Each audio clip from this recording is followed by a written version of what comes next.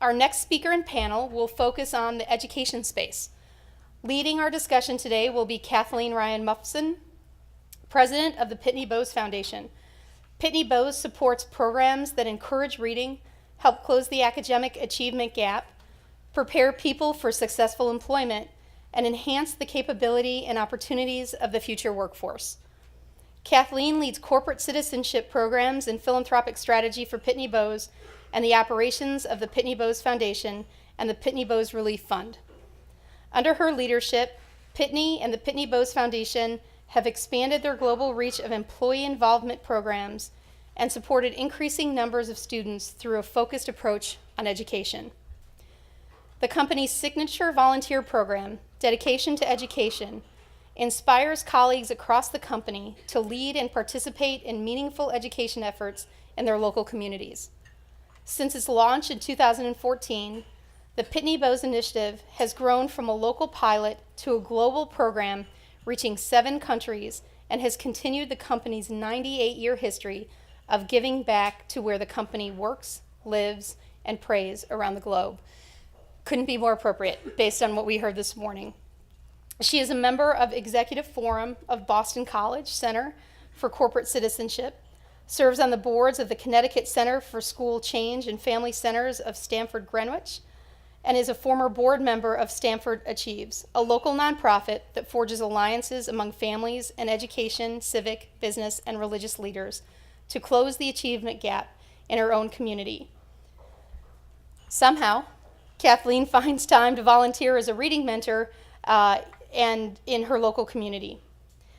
Kathleen will tell us more about Pitney Bowes' long history of partnering with community organizations and schools to help children grow into healthy, productive adults, as well as lead a discussion about how we can all understand the current educational environment, showcase ways that our guest organizations currently bridge the gap in educational systems, and discuss ideas that we can all learn from.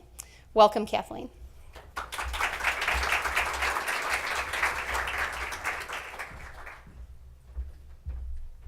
Do not get scared by the size of this. This is not an operations review, and it's the only binder I had, so. First off, thank you so much, Alicia. On behalf of all my colleagues at Pitney Bowes, we are just delighted to be here, and we are very proud and longtime supporters of Reading is Fundamental, and very proud to be part of the important work that you do for early literacy. So I do have to say, on a personal note, you know, as we were preparing for this amazing event, was that not just amazing what we... So there's always good news and bad news in life, right? So I'm telling folks, oh, guess what we're going to be doing in a few weeks? We're going to be part of this amazing National Reading Coalition. I'm so excited. One of the speakers. I'm following Supreme Court Justice. And everyone's reaction was so classic. They were like, they laughed. The first thing is they laughed. And then they quickly would say, you're going to be fine. Which was basically code for, oh my God, I think that's not me, you know. So anyway, we're delighted to be here, absolutely. Pitney Bowes, we've been committed to supporting education for quite a while. Over the next few minutes, I would love to give you some highlights of what we do and how we go about it. But first, I think it'd be helpful just to give some context about our company and our employees. So in about a year and a half, Pitney Bowes will be celebrating its 100th anniversary. In 100 years, a long time to be in business, right? And much has changed since Arthur Pitney and Walter Bowes opened up shop in Stamford, Connecticut back in 1920. But they themselves were big change agents. Their introduction of a new technology, the postage meter, transformed the way organizations of all sizes conducted business through the mail.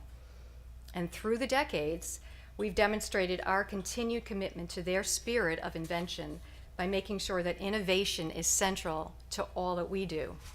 So today, Pitney Bowes is a global technology company with commerce solutions that span shipping, mailing, e-commerce, and data. We are a company that embraces innovation and change. But what has not changed in the 100 years of Pitney Bowes is a distinctive culture that we have built, marked by strong values of innovation, inclusion, and community involvement. and these values continue to guide us today in everything we do. Walter Wheeler, one of our company's early CEOs, exemplified true corporate citizenship and instilled that outlook in Pitney Bowes long before that was a term that was coined. Mr. Wheeler had an abiding faith in people and their potential and valued giving back and supporting those in need in our communities. And thanks to his extraordinary leadership, our mindset for community took hold and grew with each succeeding generation of Pitney Bowes leaders.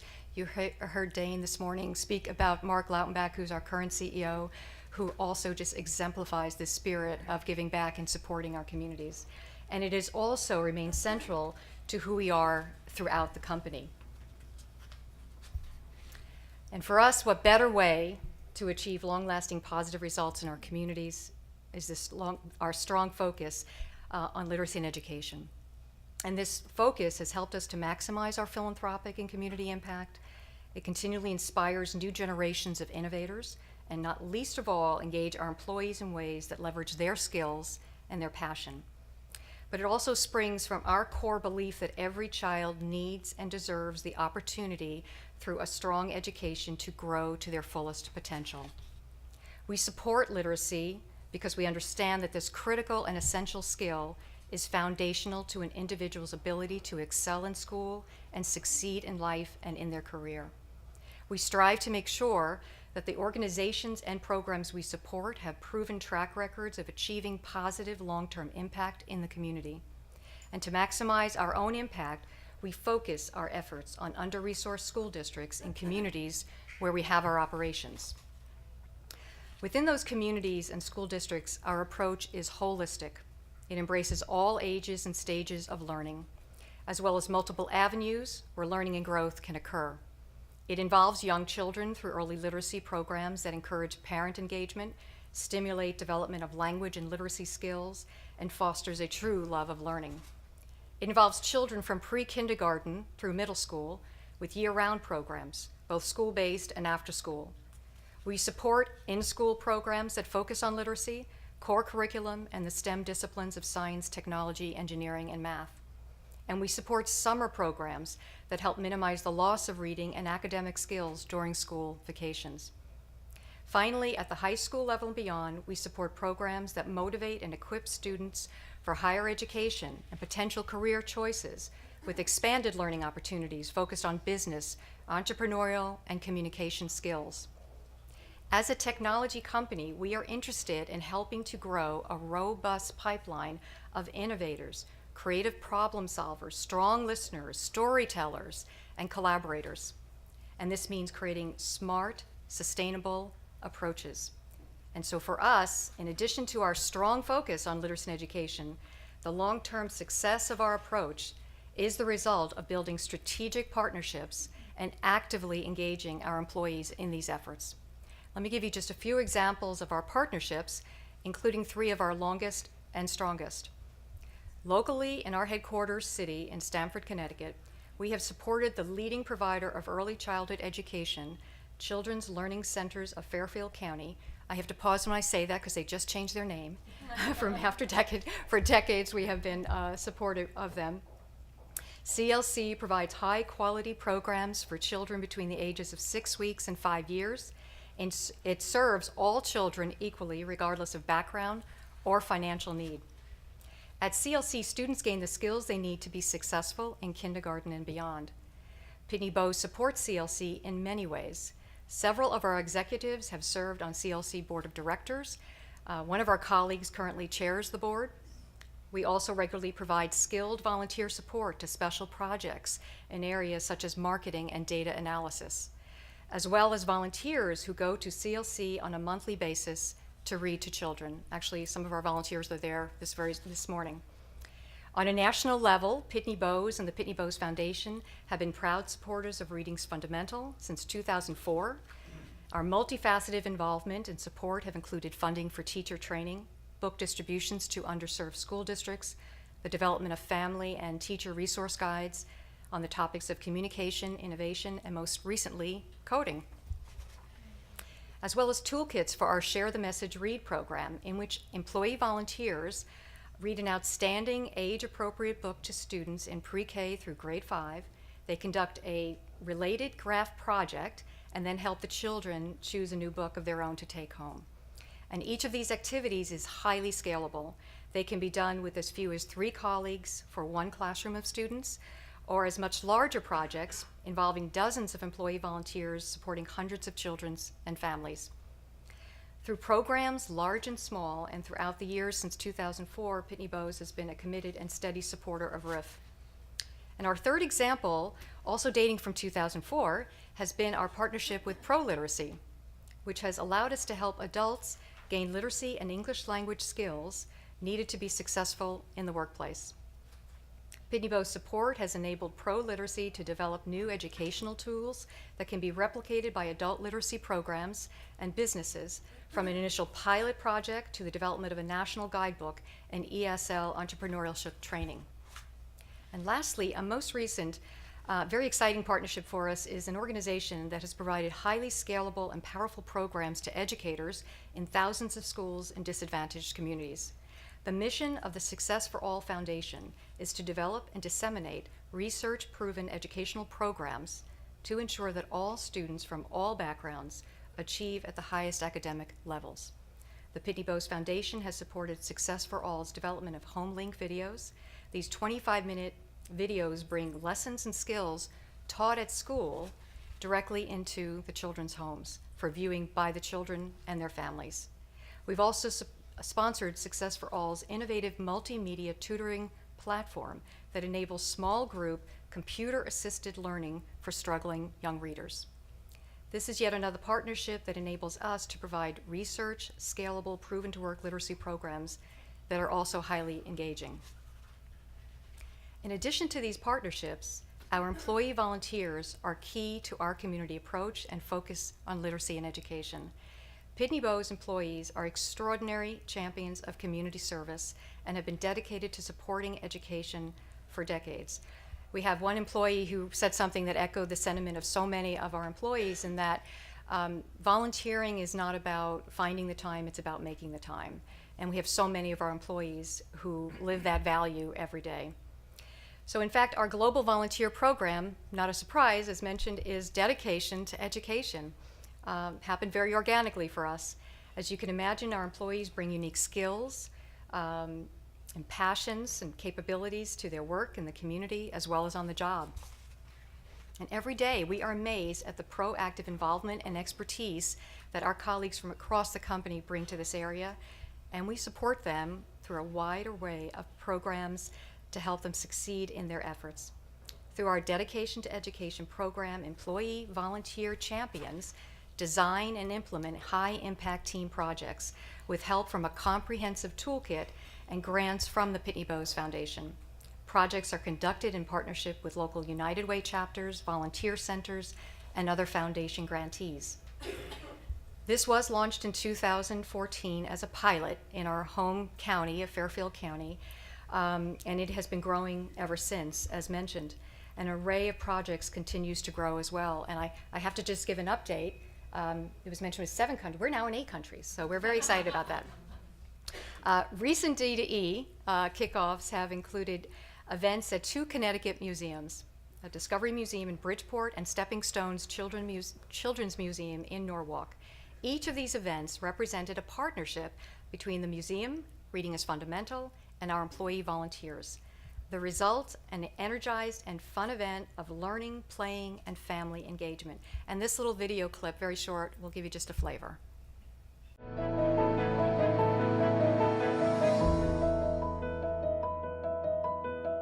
Pitney Bowes is one of our favorite partners. We love to work with local companies, and Pitney Bowes, through volunteerism, grant support, and in other ways, really helps to make our connection with the community even stronger. So when we're able to host events like this and have corporate volunteers here face-to-face, hands-on, interacting with kids and families in the museum, it really makes for sort of a magical day.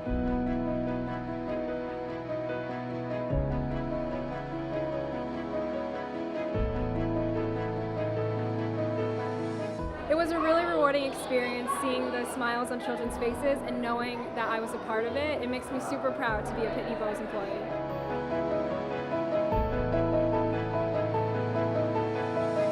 To be able to comprehend reading and be able to read at a certain level is the foundation of education and your learning.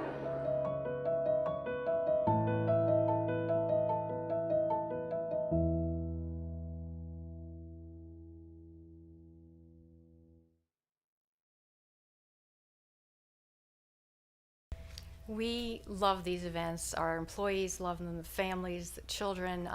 As the staff who put all of this together each year, we've been running this now for a few years. It is one of those things you're absolutely exhausted, physically exhausted at the end of the day, but you are so exhilarated. It's magical, I think is the word. These strong connections that we all make out in the community. And building on our Connecticut events, the D2E now reaches around the world. Partners for other events have included United Way Ready to Read and Day of Action programs, Junior Achievement, Boys and Girls Clubs, local schools, parent-teacher organizations, and community centers. In these 4 short years, it has become an amazing success story and a source of inspiration for our employees. And most importantly, this movement within our company has helped us to strengthen our impact on literacy and education for the many communities we serve. Our approach, including our focus, our partnerships, and our employees' dedicated efforts make all the difference. It enriches the lives of our employees, our families, and our neighbors. It cements the community ties that help make our company welcome in the places where we operate. It also helps us recruit new colleagues who share our values and care about the kind of company they work for. And it provides children in our communities the opportunity to learn to read, and therefore the opportunity to learn the skills to one day be contributing members of our nation's workforce. Based on our latest annual reporting, we have reached nearly, on an annual basis, 180,000 students and yielded more than 4.3 million hours of enrichment. With each year, our work continues to be an inspiration for all of us. And as we approach this 100th anniversary for our company, we are constantly reminded of the many ways our work touches individuals in the community and has a transformative impact on their lives. And here's just an example I wanted to share that we heard recently from a colleague who was visiting our headquarters. As our employee was checking in to the local hotel, the reception desk, upon learning that she worked for Pitney Bowes, eagerly wanted to share her story and her connection to our company. As an elementary school student, she had participated in one of our after-school tutoring programs that brought a bus full of local students to our headquarters every Tuesday for homework help. Each week, about 20 of our employees met with the students to help them on various assignments. This hotel receptionist remembered how hard reading was for her at that age. As a result, she didn't enjoy it, and she had little or no confidence she would ever be a good reader. Yet thanks to that program and her PB tutor, Pam, whose name she remembered after all those years, she got better at it and she learned to love reading. And she proudly shared with our employee that today she owns more than 300 books in her home. And what a difference that made for this young woman. When these types of stories reach us, it deepens our perspective on the importance of the work we support and the immeasurable value of learning to read at an early age, and most particularly of being encouraged to love reading. So I thank you very much for letting me share our little work with you, and I'm very excited now to transition to what's going to be an amazing panel discussion with my friends who I've been speaking to before but officially met this morning, are true experts and rock stars in education. So first, I would like to, if you could join me, please welcome Leanne Potter, the Director of Educational Outreach at the Library of Congress. In her role, Leanne leads a dynamic team committed to developing educational programs and materials based on primary sources. Leanne was previously with the National Archives and Records Administration and the Smithsonian. In addition, Leanne has also been a high school social studies teacher. And next, our next panelist, Tim Shanahan, is a distinguished professor emeritus from the University of Illinois at Chicago. Tim was founding director at the university's Center for Literacy. Tim had previously served as Director of Reading for Chicago Public Schools, is the author and editor of more than 200 publications on literacy, and has served as President of the International Literacy Association. Also joining us is Suzanne Thompson, Senior Vice President of Corporate Education Partnerships from Discovery Education. In her role, Suzanne collaborates with like-minded corporations, foundations, nonprofit, and governmental partners to build the highest quality digital instruction programs. And last but not least, we are joined by Becky Selznick, Director of Innovative Programs in the Sheldon Independent School District in Texas, where she has worked for 28 years. Betsy focuses her efforts on helping teachers and students learn how to use technology to enhance the learning environment. So if we could have a nice welcome for everyone here. Applaud you guys. Okay, all right. So, well, officially welcome. I'm very impressed individually with everything that all of you do, and I know collectively as a group this is going to be a very highly informative and engaging conversation, and so thank you very much for participating. I thought first, if you wouldn't mind, given the topic of what we are discussing today, I think it might be a little bit relevant if you all would like to share your earliest memory of learning to read and what that experience was like for you. Want to start? Sure. She sort of prepped us, so I sort of knew it was coming.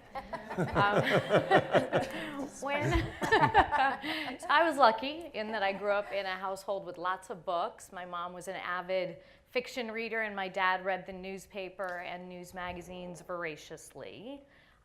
But because of my dad's job, we moved a lot when I was growing up, and we didn't live anywhere near family up until I was in middle school. And also because of Dad's job, he traveled so much that I think, when I really think about the impact that reading had on me, it's reading postcards and letters from loved ones, primarily, and then it's the books that my sister was reading because she was older, and I wanted to read what she was reading.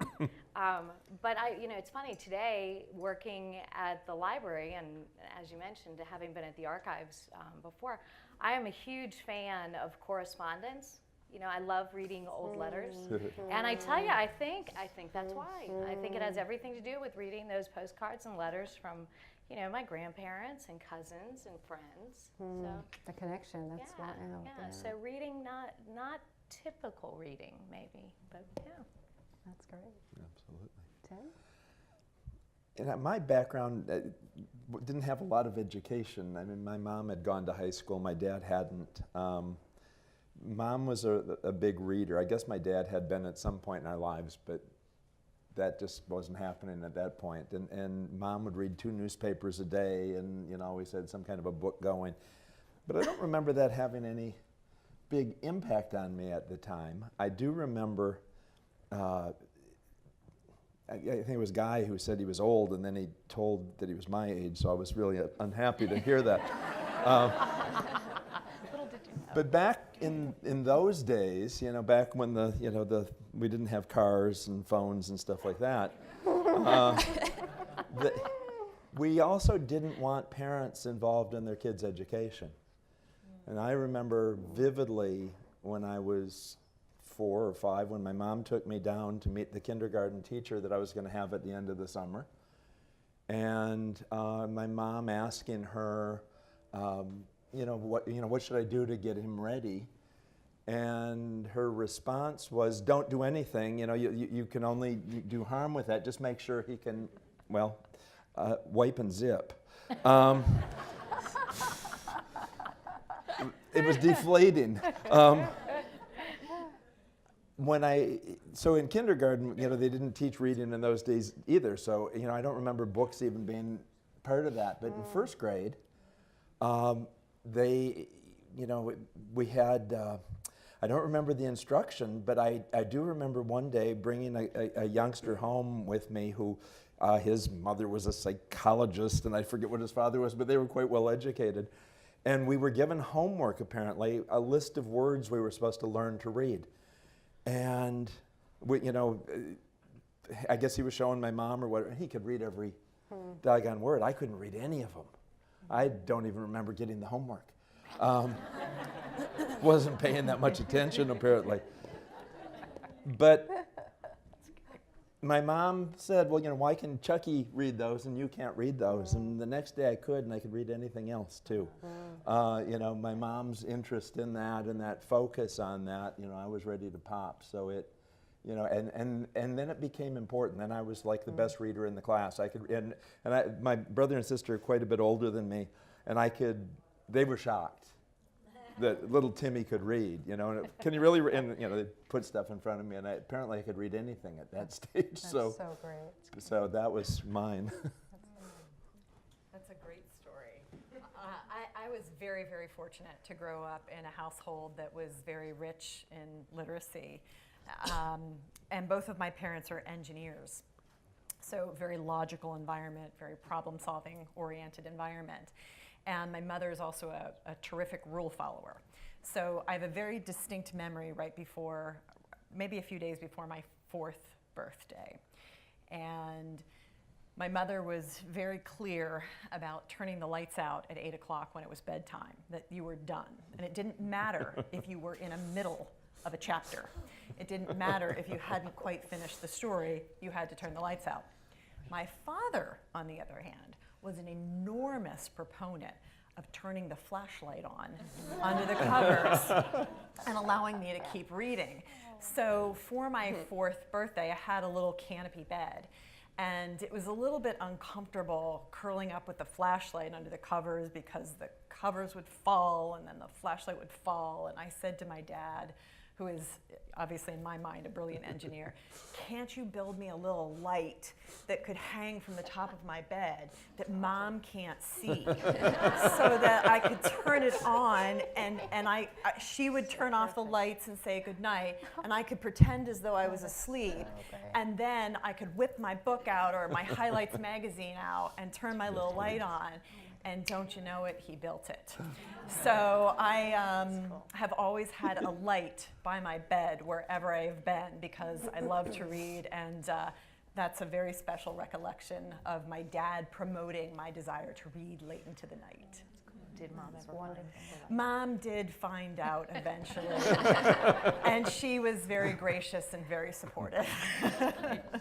Moms always find out. I know, they always do. I think my first recollection of how I learned to read, although I went to school and I was in perfect attendance, I was the youngest of 6 kids. And I had a single mom who worked a lot and took really good care of us, but you will have a great education, so things are easier for you, things we say now to our students. But being the youngest of 6, everything in the house was used by the time I got to it, okay? So the books were worn because my brothers and sisters were reading them all the time. But the thing that worked for me was that they had to learn to read, and my mother would have them read to each other. Well, I'm the last, so I got 5 tutors by the time it got to me. So I think I heard reading a lot, and then one day when it was my turn to hold the book, I was on fire because I had observed it so many times. But I do think my siblings had a whole lot to do with that. And it's one of those things where you look back and you didn't like it at the time, but you're so thankful for it. And now I teach kids and I work with kids who are in Title I schools, and I'm like, man, I wish they had that at home. You know, it's one of those things you reflect on later and you're sure glad you have it now. But, and then I guess my first readings would have been, it was always Charlie Brown. It was Charlie Brown for me forever. So I guess if it weren't for Snoopy, I wouldn't be here today. But reading the comics was always a choice if I had it. And then Highlights magazine and Ranger Rick. Oh, yes. That would have been my 3 growing up. That's great. Personally, for me, I was thinking back to answer my own question.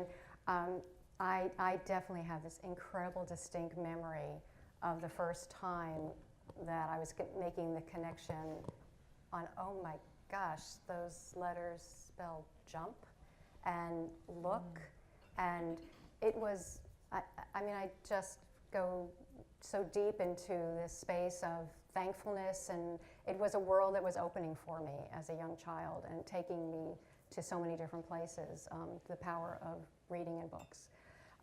So as we begin, I just also wanted to ask anyone, it's going to sound like a left field question here, but has anyone seen about a year and a half ago, I think, a documentary on Warren Buffett? Did you ever see that? So one person in the back. Okay, all right. So there was an amazing documentary on Warren Buffett, and it went through his whole career, his life, you know, billionaire, and it obviously touched upon his philanthropic side. And there was the one thing that I took away out of this whole video, there was a moment that he was being interviewed with his pal Bill Gates, and they were reminiscing about a previous time that they were being interviewed. And they were recalling that the interviewer had asked them both the same question, and that both of them didn't have to think for a nanosecond about how they were going to answer it. And the question was, what do you attribute your success to? And they simply said, focus.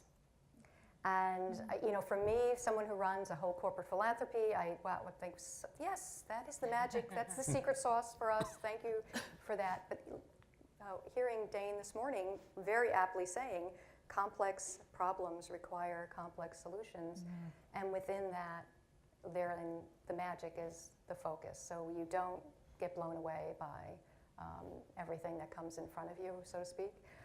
So Leanne, if we could begin maybe with you. The Library of Congress, unparalleled in its vast research resources available to support the educational needs of young people. What programs are in place to ensure that these materials are getting into the hands of children that need them most nationally and in our communities? I think I'll start with a little audience participation. How many of you have ever heard of the National Book Festival? How many of you have been to the book festival? Okay. How many of you have ever visited the library's Thomas Jefferson building? How many of you have participated in any sort of program at the library? Have you been to our Young Reader Center? Have you visited the Library of Congress website? Oh, yeah.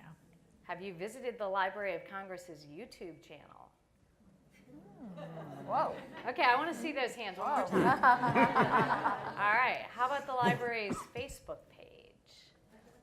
How many of you follow the library on Twitter?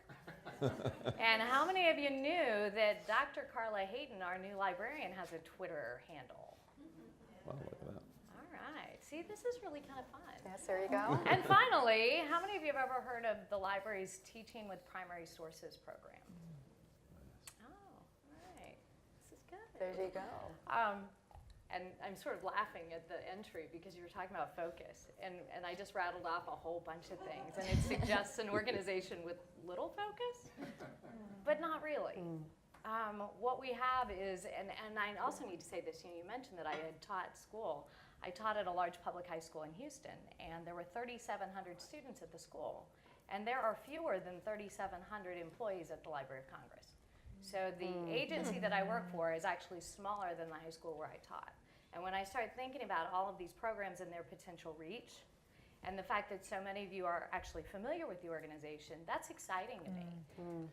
But when I'm, mentioning these specific efforts on behalf of the library to reach all kinds of publics, I wonder to what extent we're really connecting you with the organization and the organization's collections and what really drives the organization. So I'm going to ask a couple more questions and then I'll really answer your question. Okay. This is sort of a trick though. Okay. If you wanted to, do research in the papers of Thomas Jefferson, where would you go? The Library of Congress.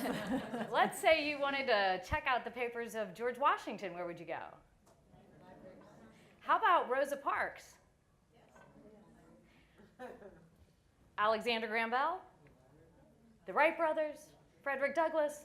Do you see where I'm going with this? How many of you have done any of that? How many of you knew you could? Okay.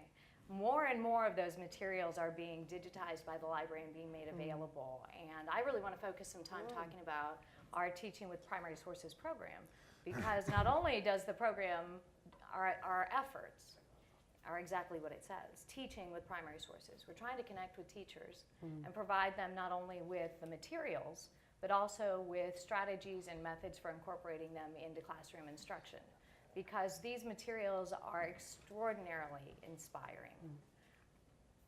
their ability to capture student attention is truly magical. And I sort of wish that we had students here, that you could actually witness this for yourself. There is nothing quite like sharing with students materials that make them have those aha moments where I'm connecting to something much bigger than myself.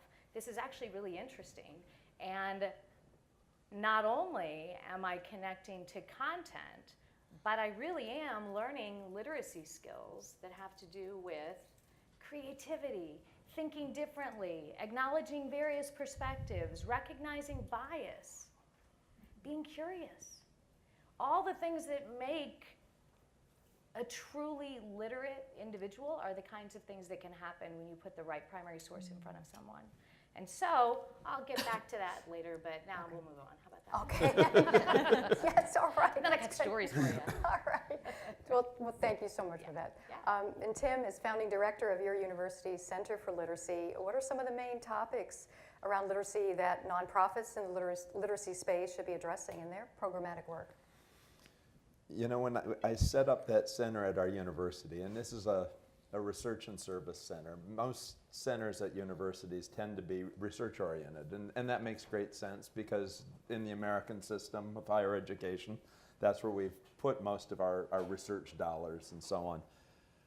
But it was apparent to me that there were services not being provided in the city, and that there were a lack of resources in lots of areas, and so we really studied the city and tried to figure out where those gaps were, and then really tried to move the university into those spaces. So for example, we set up a program with the city of Chicago that actually continues on, even though I'm no longer in charge of the center anymore, but they still do, for example, all the parent education for Head Start in the city, and especially the parts of those where you're helping those moms to get high school educations and GEDs and stuff, or getting them enrolled in community colleges and all of that.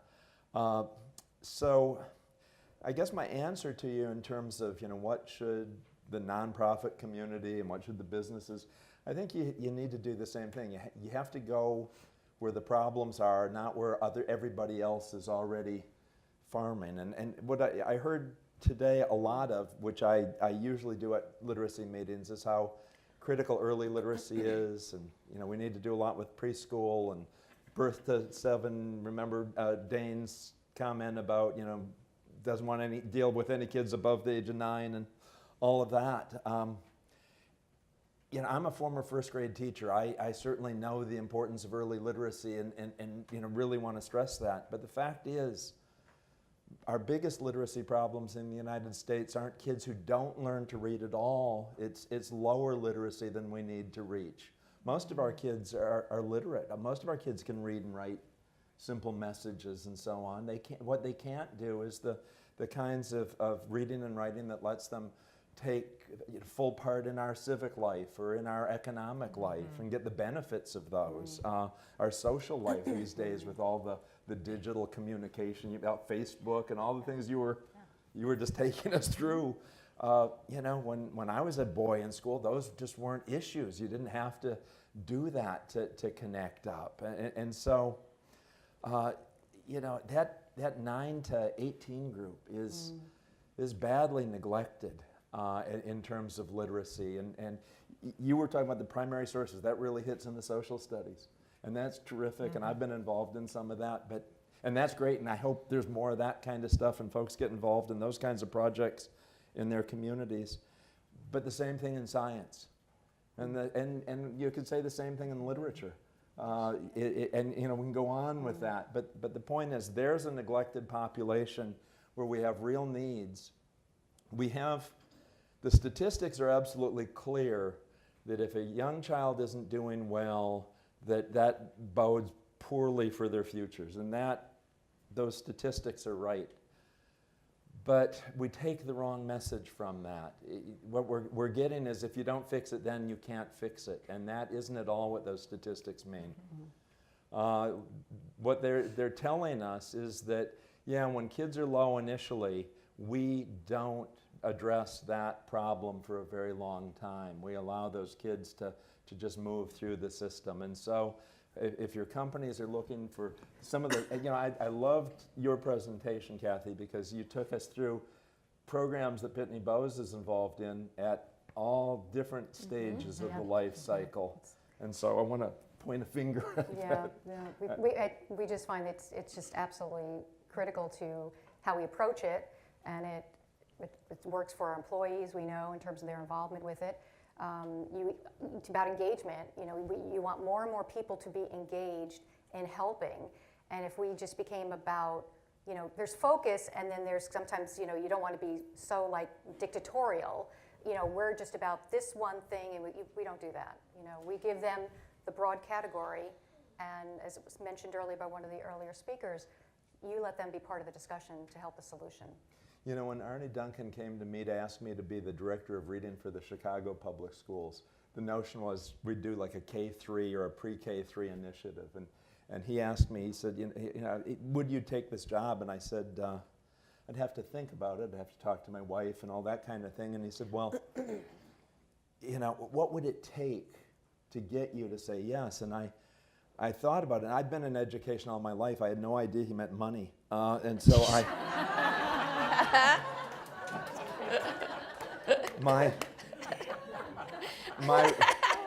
my response was, if I'm going to come into the system, I get pre-K-12 or I won't come. And he said, you want our high school kids? Nobody wants the high school. We will not get literacy levels to the levels that we need economically in this society unless we find ways of addressing those literacy needs across the lifespan.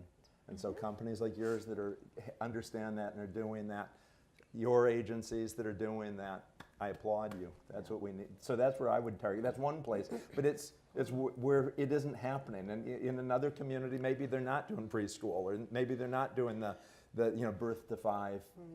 Whatever's missing is where you want to be.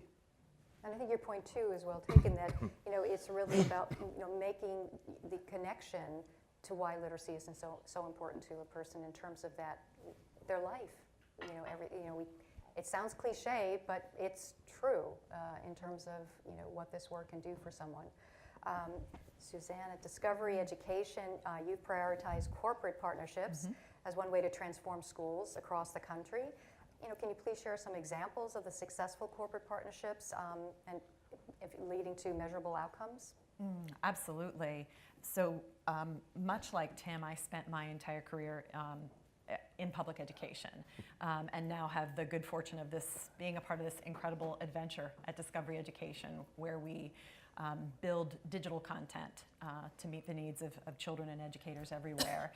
And the role that I'm serving in right now has been an incredibly fulfilling role, where I work very closely with our corporate partners who have very genuine desires, much like Pitney Bowes or the other companies we heard from today, who have a genuine desire to make a significant difference in education or in the lives of children or educator in some way, shape, or form.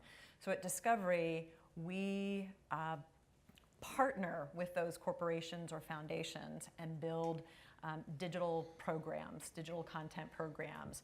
There may be employee engagement components to them. They may be model lessons. There may be self-paced modules. There's interactives. They're very rich, robust programs. They might be targeted at a specific grade level or grade band. They might be targeted at a specific niche area. And one that I'm particularly proud of that focuses directly in on Kathleen's question is a program we've built in conjunction with Tata Consultancy Services. And the focus for Tata was computational thinking and computational literacy. And theirs was and still is a workforce initiative. They're recognizing the skills gap that many of our folks today spoke about and said, we need a different level of literacy in our employees. Our employees need agility in their literacy. Our employees need algorithmic literacy. Our employees need foundational literacy that we think about relevant to reading and writing and speaking. Our employees need to be able to master the complexities of literacy today in the form of digital literacy, media. Literacy today is so much more complicated than it was, I think, than when many of us were younger. Reading something digitally does require a different kind of skill set and a different ability to deconstruct the information and bring some logic to it. So this particular program, I think, has been so impactful because it combines really high quality content associated with computational literacy.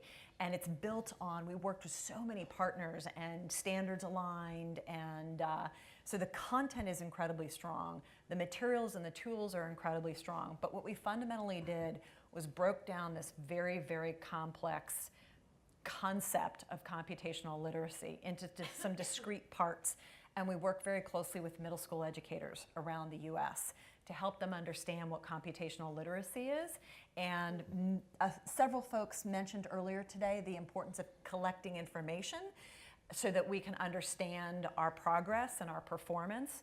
And so I think that program in particular, Tata's goal is to reach over 1 million students and help ignite the curiosity of middle school educators to be able to embrace computational thinking and computational literacy and infuse those concepts into all of their subject areas, whether it's physical education or science or social studies or the fine arts. So that's a program that we're very excited about and is having a really significant difference so far in terms of teachers saying, gosh, I had no idea I could use algorithmic thinking in my 8th grade language arts classroom. I just never thought there was a place for that. And that for me as a lifelong educator is a very exciting aha moment to see an educator reconcile and recognize that that kind of problem solving can be relevant in all subject areas. Very exciting. Making just new connections like that. Very innovative. Absolutely. So, Becky, at the Sheldon Independent School District, you are facing, dealing at the ground level with issues facing students, their parents, and their school community. What are some examples of the challenges that you deal with in facing and partnering with external organizations to help you with your work? The biggest challenge is really the meeting of the two entities together, because we both bring something huge to the table. But as a public school educator, we work hard all the time. We think we're doing the best we can for our kids, but there's always a lack of not just resources by funding, but every other resource. Like, who else is out there that needs us to do well? Sometimes it's just the push. So I'd say number one, we've got to get together where it's like, oh my gosh, now I have funding to do these great things for my kids. I always had an idea, and the teachers did too. But now, sometimes when a business comes in, you're sitting here saying, okay, now I'm even getting the push to get that done, because life goes so fast in the school system that you're teaching and getting ready from test to test to test and taking care of your kids. Are they okay? And next thing you need to know is they went 2 grade levels. Did we take better care of them? Because like Tim said, I think he's right on it. We pour money, funding, ideas, and everybody has got a t-shirt in an elementary. And we're taking care of them because we're building a foundation, and that's awesome. We have to do that. We have to take care of them so they like school, so they have a chance. But middle school and high school, so many parts of the system writes them off. And I don't mean they dismiss them. I mean they quit putting the effort into them to get them to the next level. But I work in an 86% Title I school district. It should be 92%, but the high school kids won't fill out the form because it's embarrassing. But when you work in a high poverty area, all I see is huge piles of potential. But that's not what the world sees in those kids when they go to interview for a job. They don't know them like we do. So next thing I know, they're not even getting the interview, and they can't get through the interview because they lack what we said earlier, the soft skills. If we don't teach them to communicate, collaborate, critically think, and work together, and then throw in a little creativity, why don't you? Because the world doesn't have the last best idea. I hope there are more, and they're coming from this next generation. But if we don't allow for that in schools, where is your creativity? We study the engineering design processing now in my elementary schools and in my STEM academies. And since we started that last year, the kids who are involved in that are regular kids, but they think a different way, like she just said. So now I know these kids that are in this STEM academy learning to think and follow the engineering design process. Now their math scores are better. Now their science scores are better. Now their language arts, their writing is better. And they're reading informational text, and they're coding and programming in their science lab. So next thing I know, this kid is sitting here writing an algorithm who could not do that in their class if you explained it a different way. So all of this just comes together, but bringing the two entities together, I guess we need like a dating app or something where it's like, here's the good companies and here's what do you have to offer, and who do you pair up with? Swipe left for the bad ones. But That's innovation happening I right will here. tell you, since I met the people from RIF, we've been able to do more in like 8 months at my schools that would have taken me like 6 grants in 10 years. But when we came together, things started happening because the idea of the money, the funding, and then the idea of everybody's pushing each other. We can't just fix the first and second graders. If we don't fix middle school and high school, I don't know who's going to take care of me in the long run. There's not that many years left on this scale. That's right. So I'd like to start in middle and high and get some things working better before the elementary comes into this better world. But it takes both of us. And again, it's always funding. You'll hear that first. But it's more than the funding. It's almost the push to, now that you have it, do something good with it. So if you were talking to companies, what would you ask companies to be mindful of when they're coming to you to create impact? Someone said earlier about getting the principal or the administrators involved. I think that's huge because there's always that great teacher that I walk by classrooms all the time like, that's an awesome class, that's an awesome class. There's 3 that aren't so awesome. But there's an administrator on that campus that if they say it and they mean it and they change it, if we believe it, then next thing you know, you change a campus culture. You change a building, you change a district. But it's all about changing the culture, and you can't do that without the leader of it. Someone on the ground that's going to say, yep, I believe in that too. Every faculty meeting we talk about it, and every time we spend money, our money is where our idea is. And that idea, someone said earlier, is it better for our kids? Will it change their world and change their life? Then everyone goes that direction. Well, if I may, I feel compelled to fly to Texas to have a visit. Because fly back tomorrow with me. I will. We're in. Because one of the things I'm incredibly proud of, having been a school administrator and a superintendent of schools for many years, resources are an enormous challenge. One of the things I'm really proud of about the work that I do at Discovery Education right now, that program I told you about focused on computational thinking, that comes at absolutely no cost to schools. And I'm really proud of that work because our corporate partners are so incredibly generous that it allows us to build something with tremendous necessity and rigor that works for school systems. And we can do that so that people like Rebecca can focus on the really important things that she needs to focus on, and we can bring her things that help support the really good work that she's doing. That's great. I would just have to say, we say this a lot at our company, your point about culture, the importance of culture. For us, it's, you'll hear us a lot say, culture eats strategy for breakfast. And it is so true. All day long. No matter what all day discipline, long and twice in the lounge. All day long. So huge. Leanne, can you address the role of technology in delivering the types of resources that you engage with educators and students?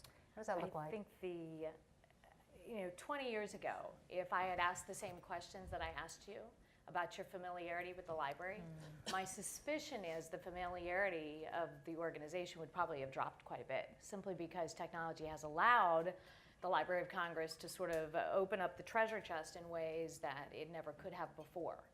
When we talk about those primary source materials and their availability, right now I think there's something like 38 million objects that have been digitized from the library's collections that are available online.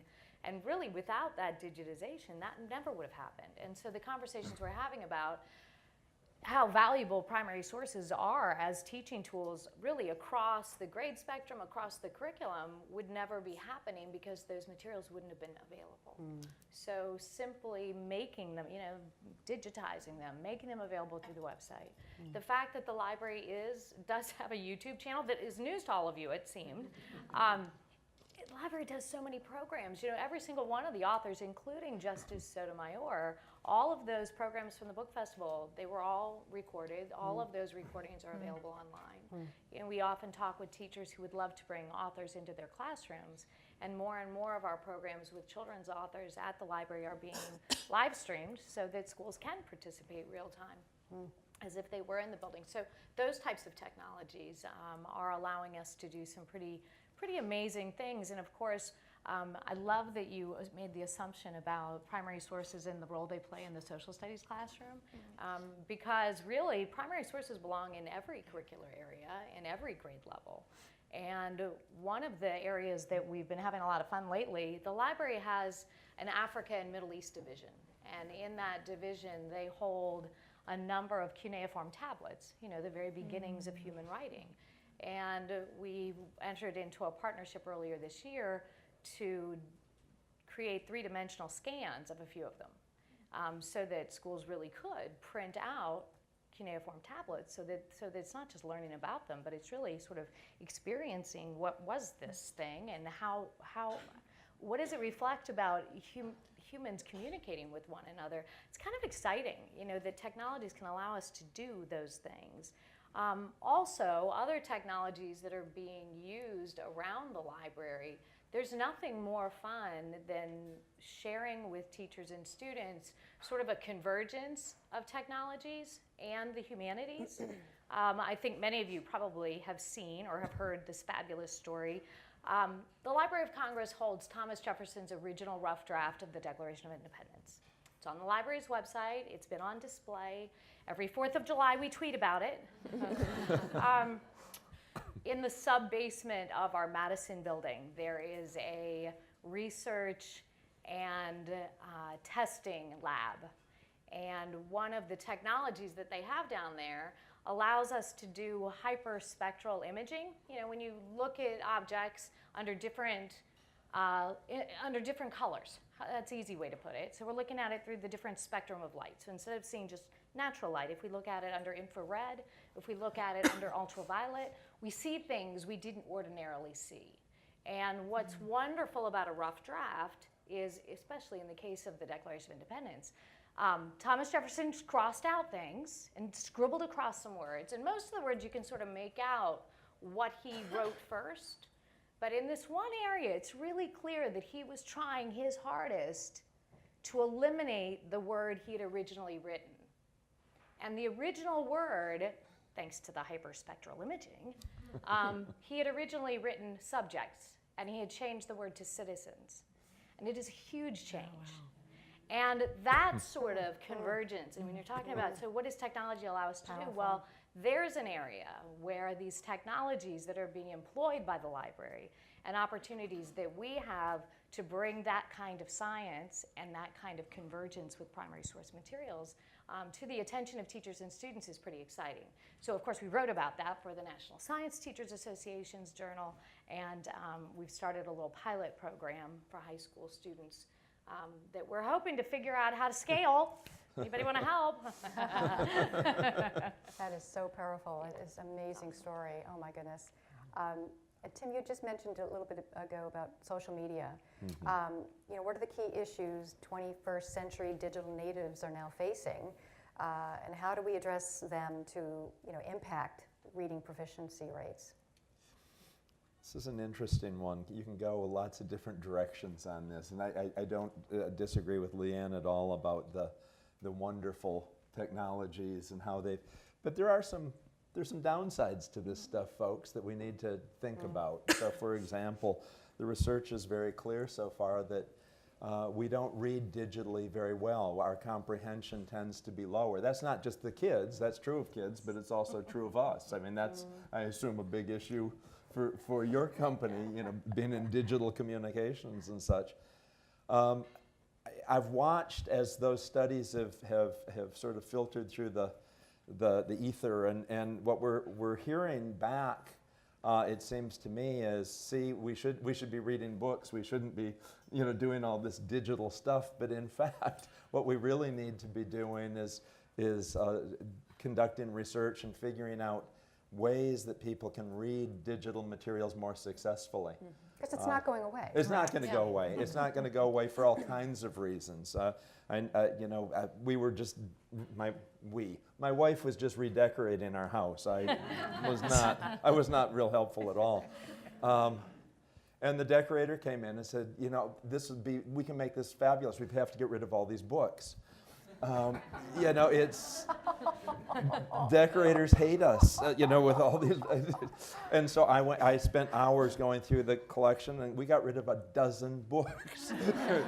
She was very disappointed.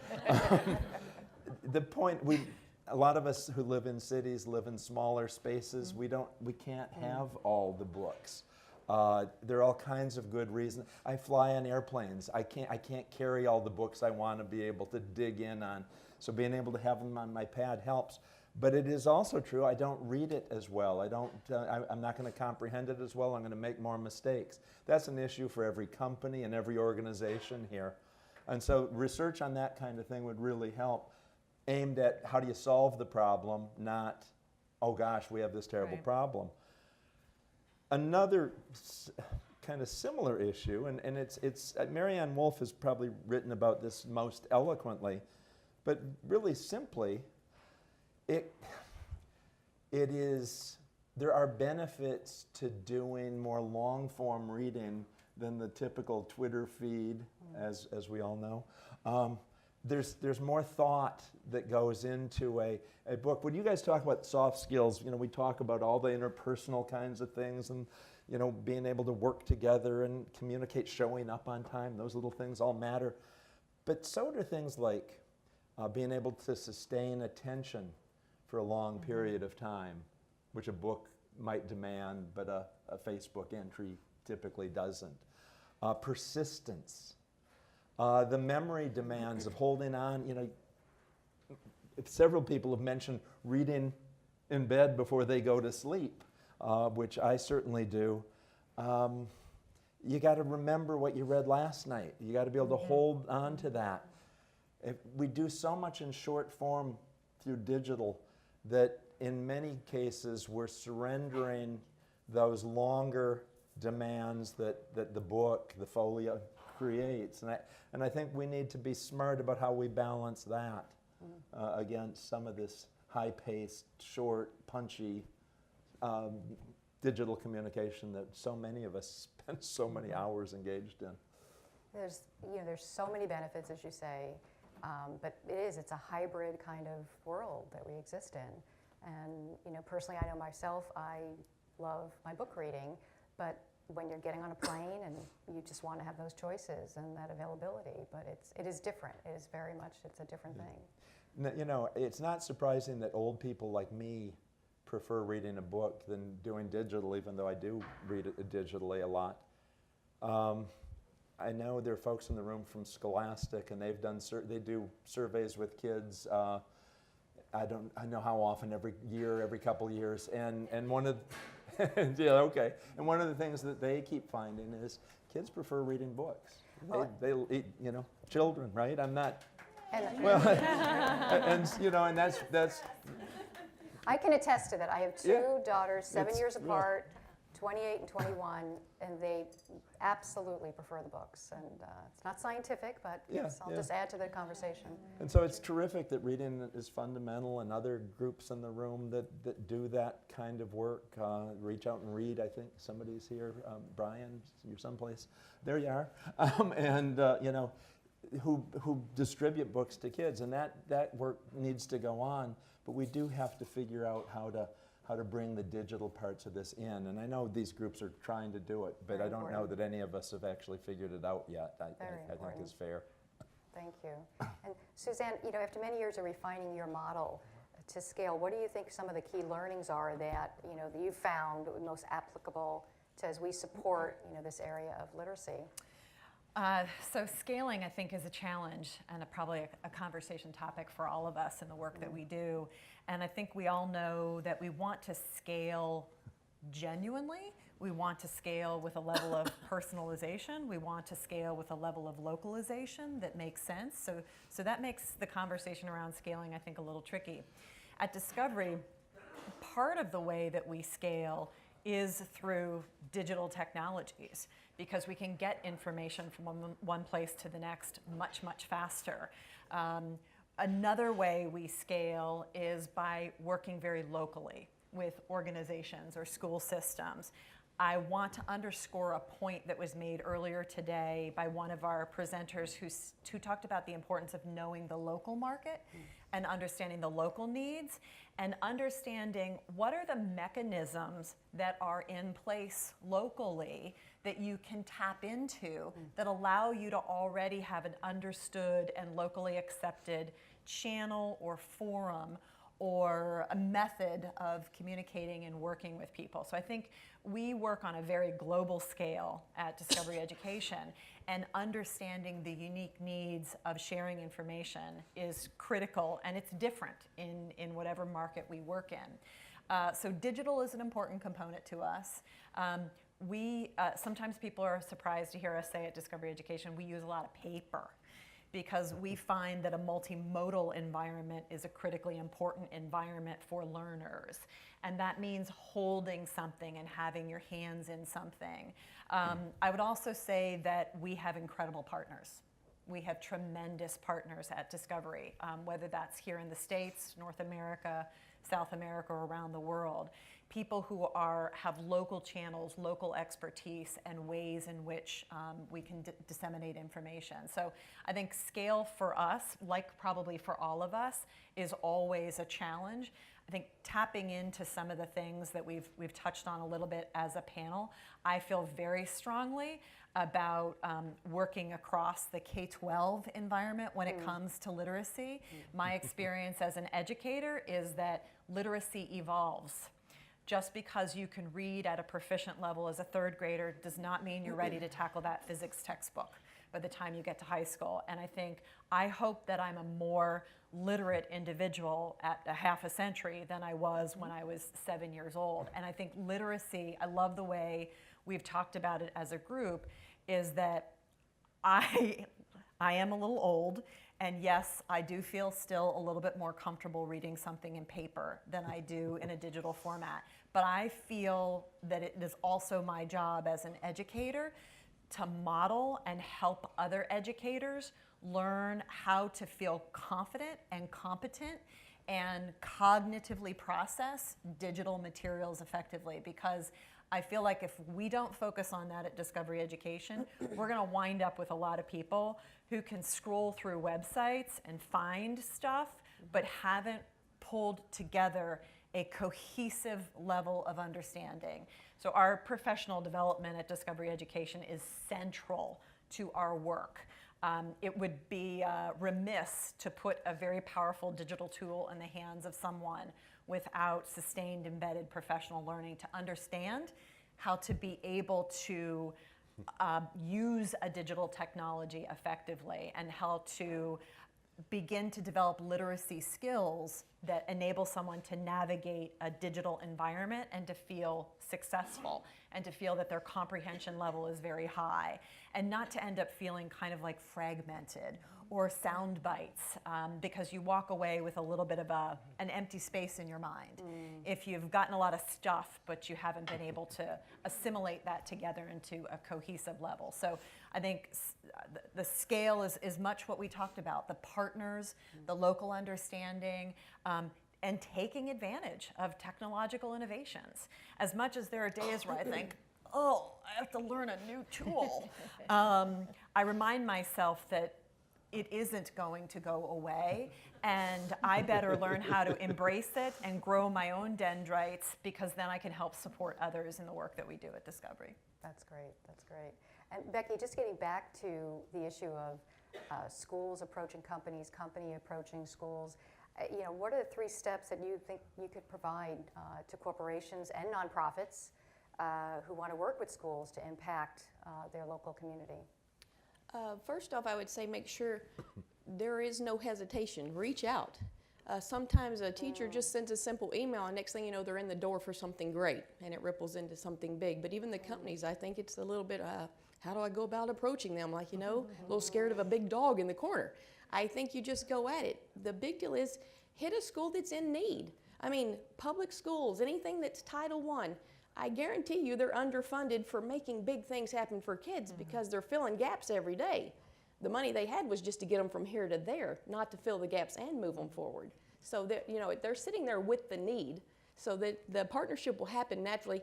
If you have a company, like someone spoke about the community connection, I love working with companies in Houston. I mean, we're big, Houston is, but if I can tap into a company 5 miles down the road, I'm not talking about them down there. They come in my classrooms. My kids meet them. My teachers meet them. They become a part of our school district.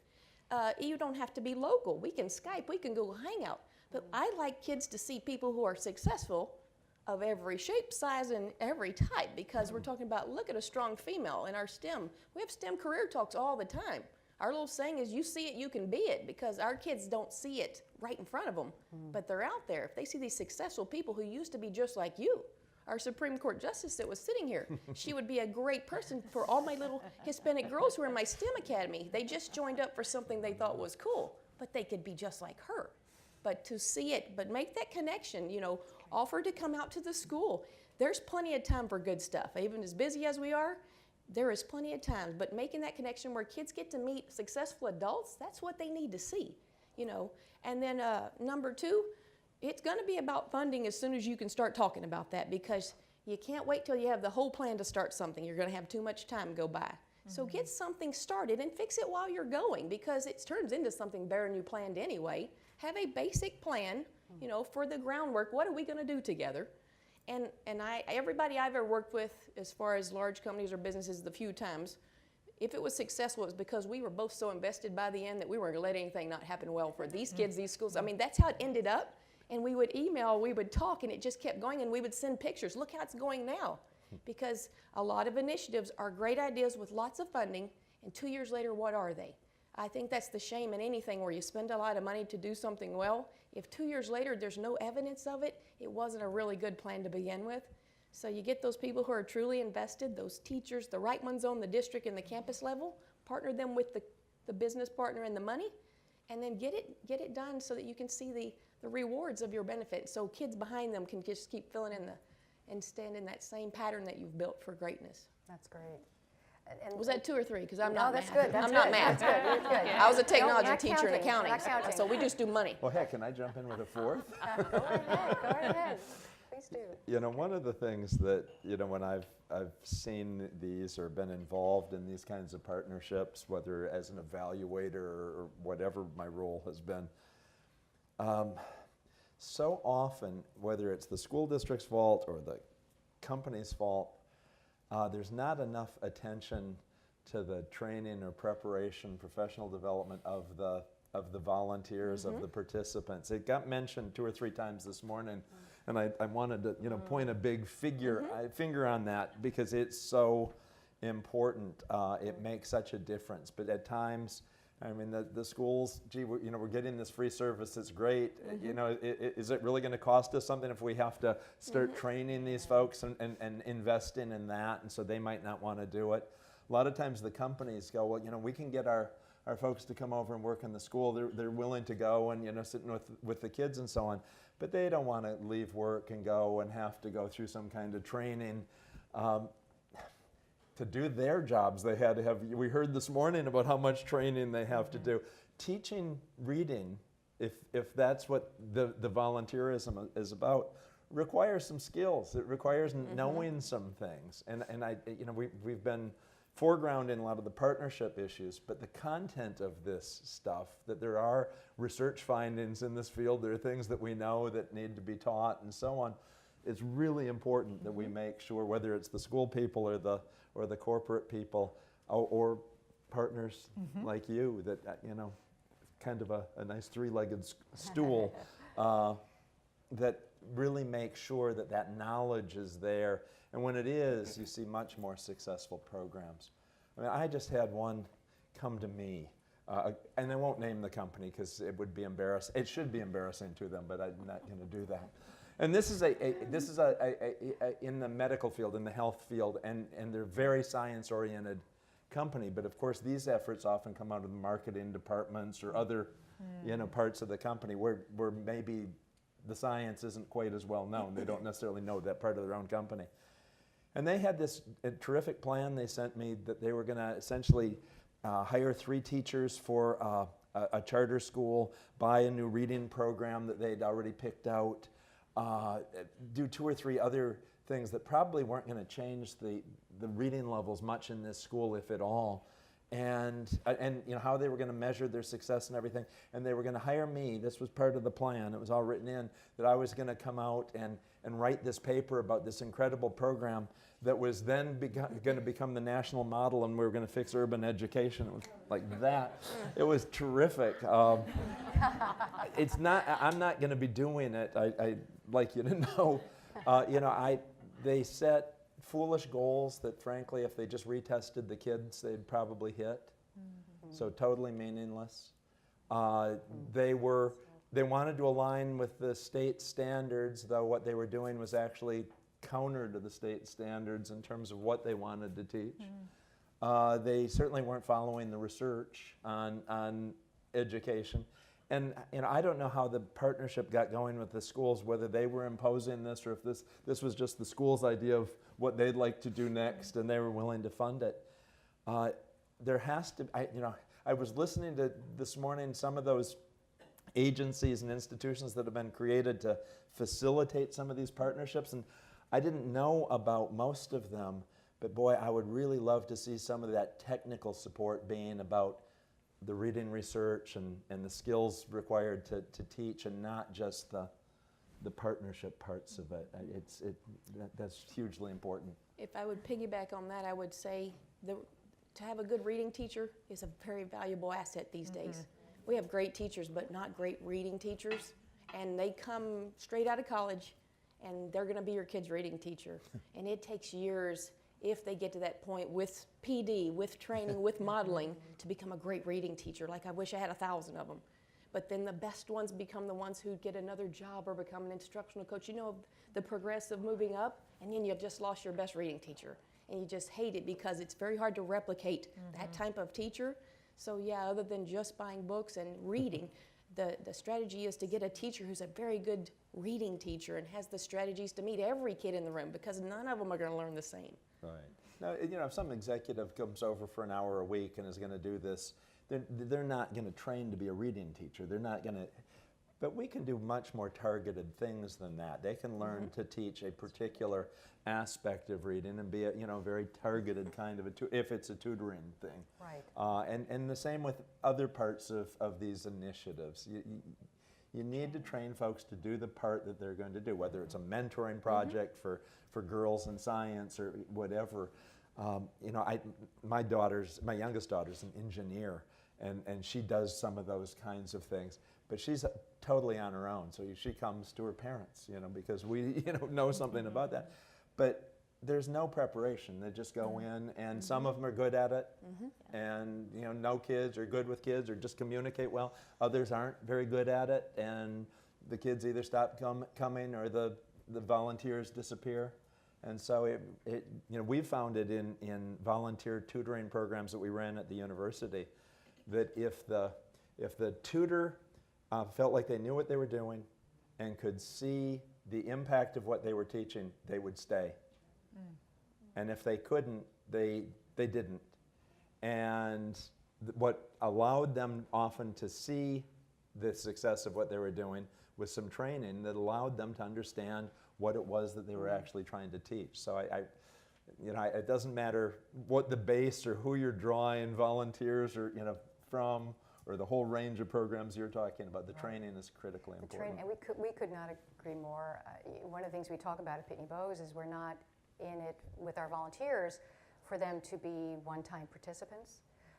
We want them to grow with this.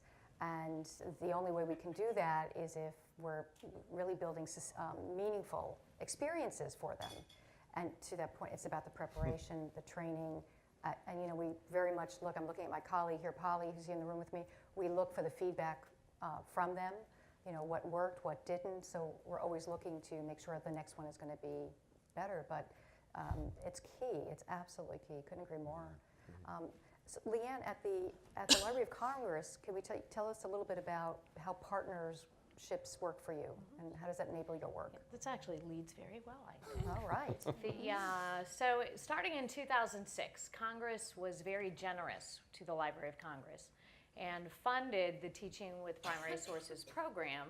And rather than simply giving money to the agency to do with what it would, it was very clear in the legislation that the library was to take the funds and to redistribute that money elsewhere. So our Teaching with Primary Sources program is a grant program, and today we have 32 grant recipients out there all over the country who are both developing professional development opportunities for teachers as well as developing curriculum materials using the library's primary source collections that are all available online, that are rights-free, that are available in a variety of media. And what's really great about it is that the legislation used the word consortium. So the idea wasn't that the agency would simply give away money to a bunch of very different organizations all over the country who would never talk to each other, but rather that we would develop a consortium of members receiving some support from the library to do work that resembled the work that one another was doing. And what's really fabulous about our consortium is that our member organizations change every few years. There's always a little overlap. But our organizations include some national associations. We have recently funded the National Council for History Education, as well as the National Association for Music Education. I think, you know, when you think primary sources, I know you think music education. But you should, because, you know, the library's collection of sheet music is pretty astounding. We have the papers of Leonard Bernstein, we have the papers of Aaron Copland, and so on and so on and so on. We have other partners who are at universities. Some of them are working with pre-service teachers. We have other partners who are working, one of my favorite partnerships right now is actually in Iowa. It is a partnership between the Iowa Department of Education and the Iowa Historical Association. So their Historical Society and their Department of Education, they had just released new social studies standards. And they wanted to work with the library and the library's collections to develop curriculum to support the new standards. And what we love about that partnership is here are some federal dollars helping to support some state programs and make use of federal collections, state collections to serve a K-12 audience using methods as well as the materials incorporating primary sources and inquiry into student learning, and it's really exciting. Other projects that we have been able to fund have allowed us to create 3 regional partners. And those regional partners receive funding on a different scale that allow them to make smaller grants available. So through the Teaching with Primary Sources program, we've actually funded programs in all 50 states, as well as the District of Columbia and the Virgin Islands and American Samoa. And some of these projects are really, I mean, you know, most people when they think federal grant, they think multi-million-dollar, need to have a grant writer to do it, have to make a commitment that is gonna last forever or whatever. And these regional Teaching with Primary Sources grants are very different from that. These are the kinds of grants where a school district finds out that an opportunity like this is available. And let's say they learn that the Sanborn maps have now been digitized. They're available online, and the maps of their community are extraordinary, and they want to do some professional development that has a local history flavor to it, that might also engage their geography teachers and maybe an urban planner. And they come up with a really great idea for a day-long professional development. And what all they really need is some funds to make color copies of some cool maps and to pay for substitutes and buy lunch. And usually it's not a federal grant that does that, but a Teaching with Primary Sources regional grant could. So we love these regional grants. We love hearing what people are doing and enabling. And the best part is that when very often what happens is a really small infusion of funds into a great idea turns into something really magical, because they're so excited to have the funds to do that great idea that they generate a lot of additional interest. So it is those local companies, those local organizations, other local partners that get engaged. And then what our federal funds did, that teeny tiny little bit of money, actually made something happen that can be sustainable and bring together partners in a community that might not otherwise have ever come together. So that's great. Yeah, That is really exciting, incredibly exciting. Suzanne, we mentioned this a little bit, but you and your colleagues, you engage with educators on a daily basis. What are the types of conversations you're hearing about the connection between literacy and college and career readiness? So literacy continues to be an enormous topic of conversation, whether we're working here in the States or outside. And I think where literacy at one point in time, much like many of us have talked about, was really kind of only focused at the primary levels, and it was a focus on reading and writing and speaking and some of the foundational elements that are still critically important to literacy. I think the focus now is much more related to literacy as it relates to life beyond a K-12 environment, literacy as it relates to how am I going to be a competent, effective human being in my community, how am I going to get a job, how am I going to have workforce skills, and a topic that we've covered already today, which is I'm wrestling as an educator with the digital literacy environment. I have a child who can tweet, I have a child who can text, but they can't write a 5-paragraph essay. And I don't know what to do about that. So I think the topic of literacy is also much more, it's a much more rigorous conversation today in that it's a transdisciplinary conversation. It's not just focused on the language arts curriculum. I mean, it's genuinely, if I've got a whole lot of science teachers, if I've got a whole lot of social studies teachers, how is the big part of the conversation. How do I ensure academic literacy? How do I ensure my students are thinking like a scientist and they're applying those kinds of thoughtful skills? And how do I infuse literacy across all subject matter? And how do I ensure agility in literacy? Meaning, well, if I haven't learned a piece of knowledge or a specific fact, how do I ensure that my students are being cognitive and metacognitive about growing their own literacy skills? Because literacy is something I think we all face every single day. We pick up something and it might be a metro map to get from one place to another. It might be a bus schedule. It might be some instructions that we need to read in our own household. Literacy is a fundamental skill to survival. And I think it's so much more important today that we're helping people develop agile literacy skills so that they can take that little bit of knowledge from here, that little bit of knowledge here, that little bit of knowledge here, know the fundamental research skills to find information to be able to solve really complex problems. The word complex has come up a number of times today, and we are in a rather complex world environment.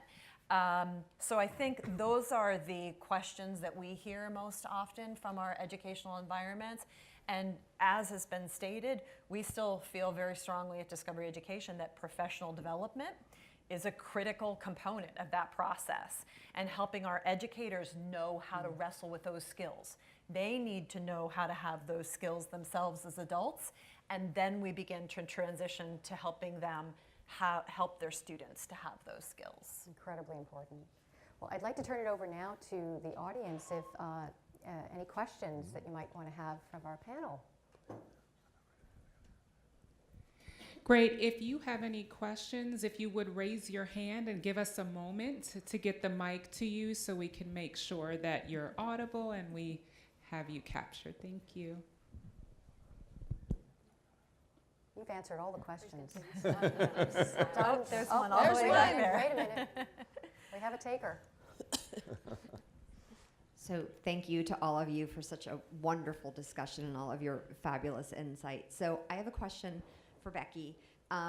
In working with partners, whether they're corporate partners or nonprofit, can you give us an example of a program that worked really well and why it worked well as it relates to what's happening in your part of the country as it relates to your students?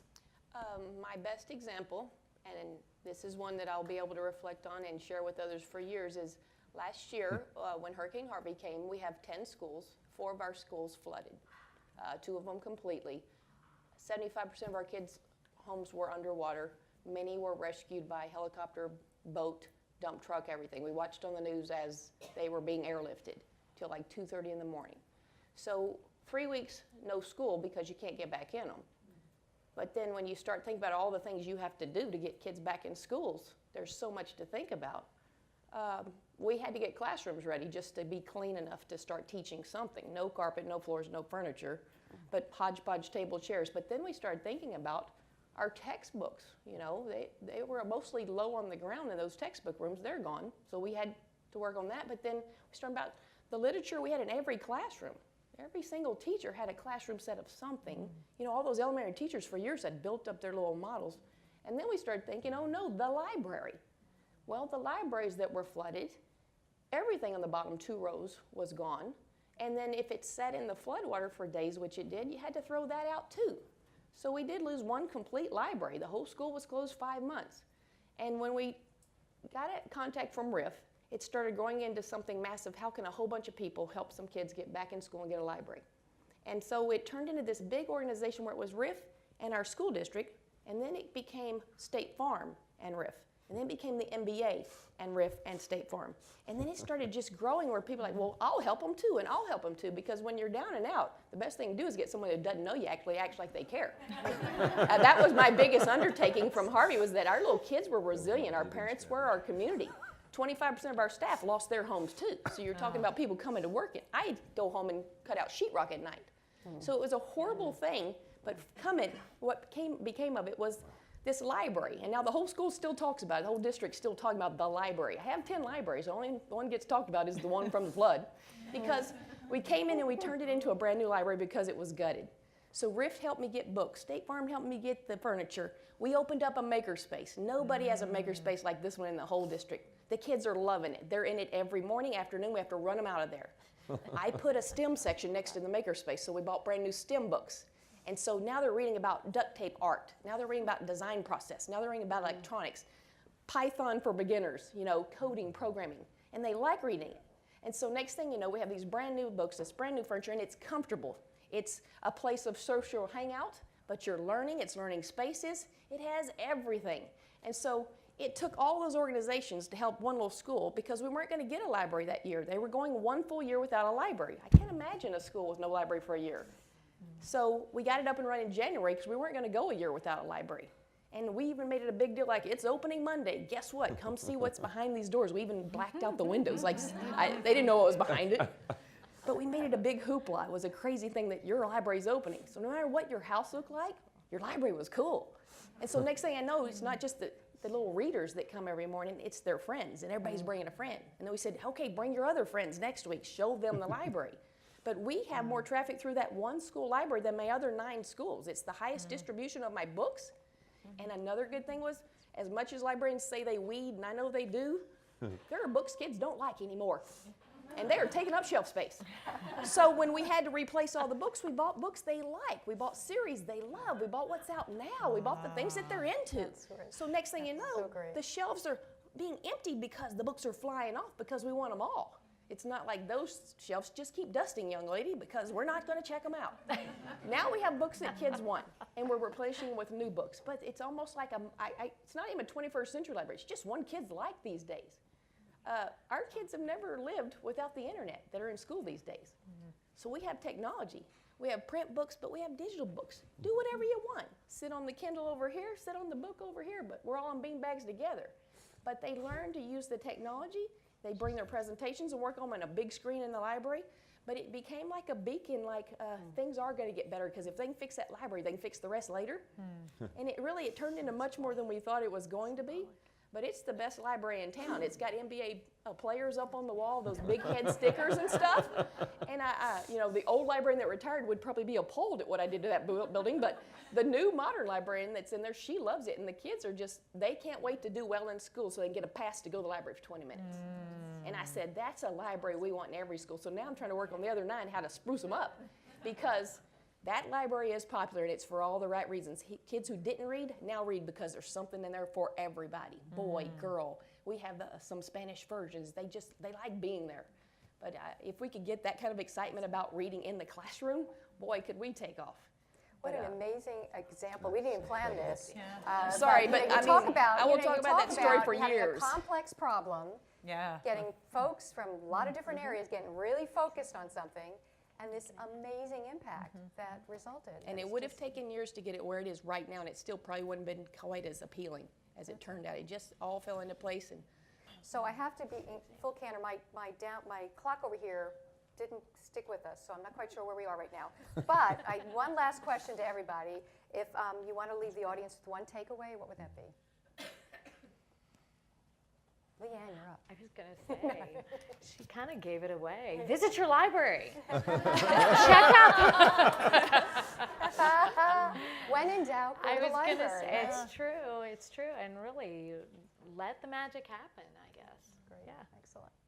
I'll go back to the give help, but give skilled help.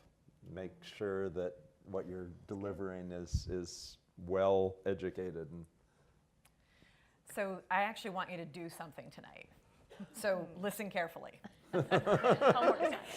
I want you to take 5 minutes tonight, and you need to set a timer so you spend 5 minutes on it, because we are a action-packed audience with lots of tasks on our plates. So find 5 minutes tonight, set a timer so that you stay within the 5 minutes, and I want you to look back through the materials that you received today. Think back through all the presentations that you heard today. Think back around the mission of Reading is Fundamental. And look at everything you read, heard, saw. And I want you to pick 2 things, 2 actionable things about everything you heard, and I want you to do something about them. So that tomorrow when you wake up, you don't just simply think about the tasks of your day, you think about the fact that you were at a really meaningful experience today, and we need to be empowered and take responsibility for doing something with what we learned and talked about today. So that's a really easy way to find some time to reread, rethink, process, and then give yourself 2 small actionable items. And it could be, I'm going to call Rebecca and learn more about her school system, and send her an email about the Ignite My Future in Schools program. It could be something as small as that, but do 2 things as a result of this experience. Could I add another? It could be. Of course. It could be. Go into your folder and read about the Library of Congress There you Literacy go. Awards. Yeah, okay. Commercial. And That consider counts. applying for one, or suggesting someone who might, or visit with Don Stitzel from the library, who happens to be right there and knows a whole lot. Excellent. Becky. Bring us home, Becky. Bring it home. Okay, no pressure. I would say if you're going to help a school district, start with helping the libraries become the heart of the school again, like it should be, where they establish a culture of loving reading again, and it squirts out every room that's in that building, but start with the library. And then number 2, I would say, don't wait to start. Somewhere near you, whether you live in this state, that state, or where your company is located, there is a school near you that could use your help. And I promise they won't turn good help down. But we've got to start fixing each other, and anything we can offer is a good thing. But these kids are our future. They say it like it's cliche. It's not cliche. Look at their little faces. One day, that's the brilliant kid if you do put some work into them. Every little one of them, has something to offer. They could all be a Supreme Court justice or a STEM specialist. We don't know. But they are worth the trouble. That's what I'll tell you every day. And so we appreciate any help y'all give us on the school level. Public schools are doing a lot better than you see on the news, I'll tell you that. We work real hard and do a lot of good things. But All right, so we all have our marching orders. Let me just join me in welcoming and thanking everyone here tonight. This was amazing. I learned a lot. I knew